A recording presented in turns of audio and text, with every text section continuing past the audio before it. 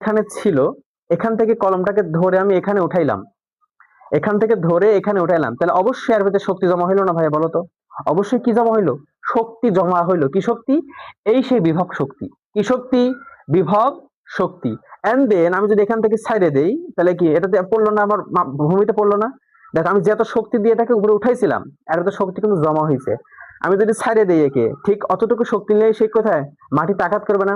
আমি তো উঠায় একে রাখলাম, এটা হচ্ছে বিভব শক্তি। এন্ড দেন সে, আমি তাকে জায়গা যখন তখন ছেড়ে দিলাম, তখন একটা শক্তিটা নিচে বললো না? এটাই হচ্ছে গতি শক্তি। কথা কি বোঝাতে পারছি ভাইয়া? ধরো তুমি তোমার স্কুলের কথা চিন্তা করো, তোমার স্কুল ধরো 2 তালা বা 3 তালা হইতে পারে।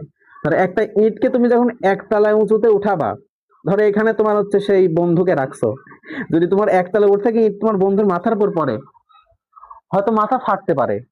হ্যাঁ, মানে এটা হচ্ছে ততটুকু শক্তি জমা আছে। আর তো সেই ইটটাকে তুমি যদি 2 তালা বা 3 তালা উপর থেকে ফেলো মাথার উপরে, তাহলে মোটামুটি মারাও যেতে পারে সে, কারণ ওই ইটের ভিতরে কি শক্তি জমা কি হয়েছে ভাইয়া? বেশি হয়েছে না?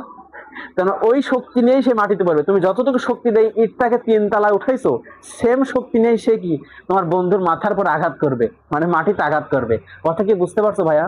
তার মানে বিভব শক্তিটা কেমন হলো? বিভব শক্তিটা হচ্ছে মাটি থেকে কতটুকু উপরে সেই বস্তুটা আছে সেটা তার উপর নির্ভর করবে। যদি বিভব শক্তি দেখো, আমি যদি নির্ণয় করি, ধরো